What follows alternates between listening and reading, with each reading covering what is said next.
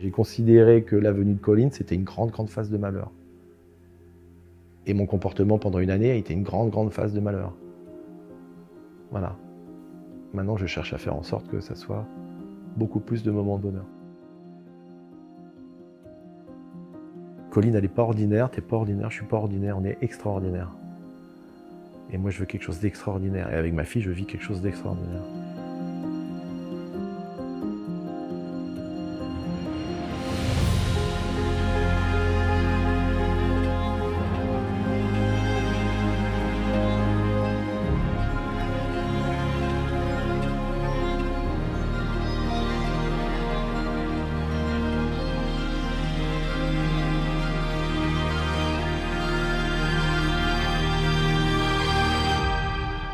Ce dont je me souviens véritablement au niveau de la naissance de Colline, voilà, on passe la journée avec la petite, tout va bien. On était à regarder notre petite fille, bien rouge, bien chinoise, bien les traits marqués asiatiques. Et pour le coup, on s'inquiétait pas vraiment, vu que Nathan ressemblait exactement à ça quand il est né. Et du coup, je viens chercher les fistons pour aller voir leur petite sœur, etc.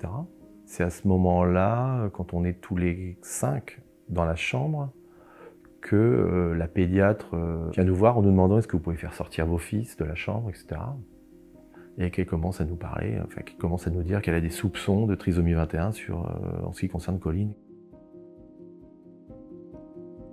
Puis après on fait revenir les garçons, enfin c'est un truc un peu...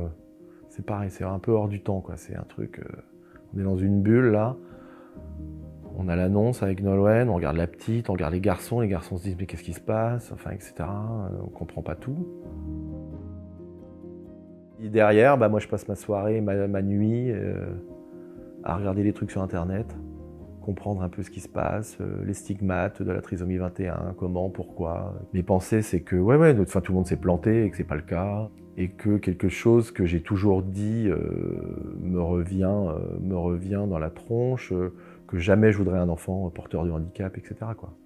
Donc c'est les pensées qui me viennent. Donc j'essaye vraiment de trouver des preuves que ma fille n'est pas porteuse de handicap.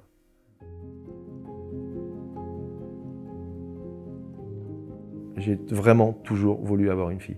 Avoir des projections de ma fille plus âgée, etc. Cette complicité, je sais pas, dans la lecture, d'aller au cinéma ensemble, peu importe. Voilà, j'étais parti dans un délire total. Et c'est vrai que du coup, l'annonce de cette petite qui arrive après 2 garçons, c'est pour moi l'accomplissement de notre famille parfaite. Donc elle arrive, je trouve ça parfait. Et puis après, petit à petit, c'est la dégringolade jusqu'à l'annonce finale. On a eu l'annonce par la généticienne, donc elle ouvre ses résultats, quoi. Pour nous dire, votre fille est bien porteuse de trisomie. Alors Nolwenn s'écroule. Moi, je suis un peu... je me prends le parpaing un peu dans la tronche. Après, le retour ici, pour moi, c'est juste un enfer. Hein. Nolwenn est hyper présente sur sa fille, etc. Et moi, je suis à l'ouest totalement. Je pète un gros câble. Je pète tout ici dans la maison. Hein. Je casse absolument tout. Hein. En hurlant tout ce que je peux. En disant mais j'en veux pas, on n'a qu'à la balancer, on la fait adopter, on s'en débarrasse, quoi. Donc j'ai été un père admirable pendant une semaine, quoi. Et après je suis beaucoup moins admirable pendant presque une année.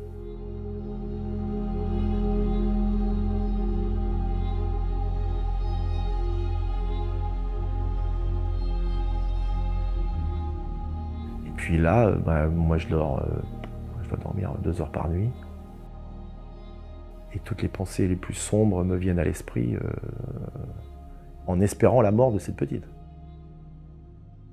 Il y a des moments où je rêve que Nolwenn, sans faire exprès, l'étouffe et qu'on retrouve notre petite fille morte le matin en disant il y aura un moment compliqué, mais on aura une autre fille, etc., qui sera normale.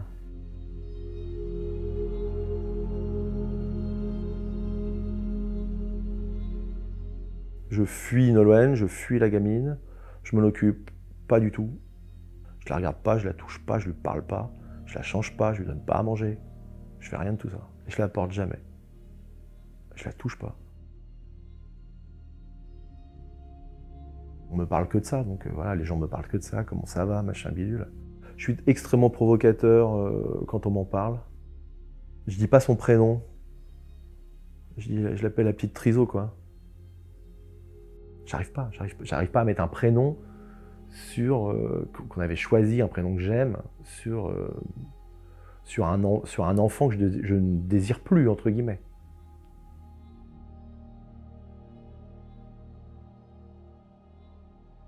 Donc je me sens insatisfait de moi.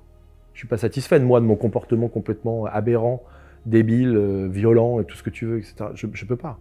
Donc il faut que je fasse mon propre chemin par rapport à ça, etc.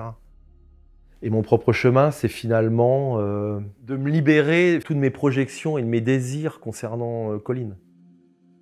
Et je mets de l'ordre dans ma tête, bah ça dure une bonne année de mettre de l'ordre dans ma tête pour calmer les choses.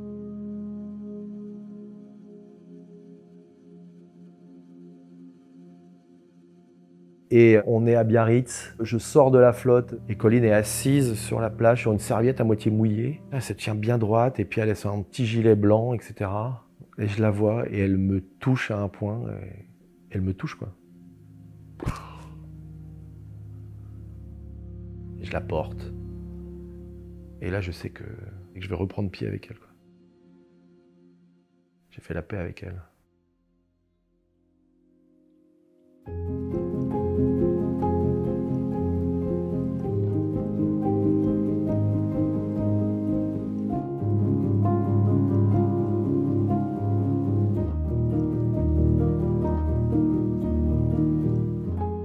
Bien sûr qu'elle m'a pardonné, elle.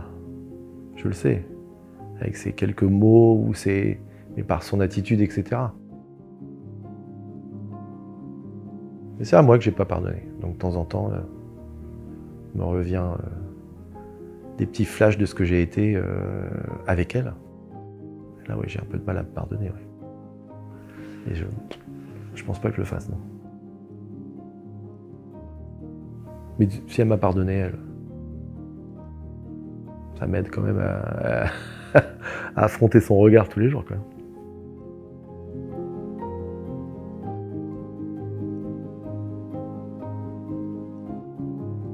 Il y a un truc entre elle et moi que ouais, j'échangerais pour rien au monde. C'est la petite fille que j'ai toujours voulu avoir.